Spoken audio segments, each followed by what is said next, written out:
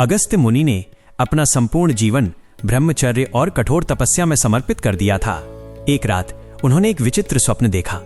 स्वप्न में उन्होंने अपने पितरों को देखा जो अत्यंत दयनीय अवस्था में थे। वे सब अधोमुख होकर यानी सिर नीचे करके गहरे गड्ढे में उल्टे लटके हुए थे। उनकी यह दुर्गति देखकर अगस्त्य मुनि अत्यंत चिंतित हो गए और उन्होंने इसका कारण पूछा। पितरों ने कहा, हम इस भयंकर दुर्गति को भोग रहे हैं क्योंकि तुम्हारे वंश का विस्तार नहीं हुआ है। यदि तुम विवाह करके संतान उत्पन्न करो तभी हमारी इस पीड़ा का अंत हो सकता है। अपने पूज्य पितरों की यातना को दूर करने के लिए अगस्त्य मुनि ने तत्काल विवाह का संकल्प लिया, लेकिन उन्हें अपने तपोमय जीवन के अनुरूप कोई योग्य कन्या नहीं मिली। उचित कन्या की खोज में असफल होने पर अगस्त्य मुनि ने अपनी तपस्या और दिव्य शक्तियों का प्रयोग किया और एक अद्वितीय कन्या की रचना की। उन्होंने सभी प्राणियों के सबसे उत्तम अंगों को एकत्रित कर एक कन्या का निर्माण किया जिसे लोपामुद्रा नाम दिया गया। अगस्त्य मुनि ने अपनी बनाई हुई इस दिव्य कन्या लोपामुद्रा को विदर्भ राज को सौंप दिया।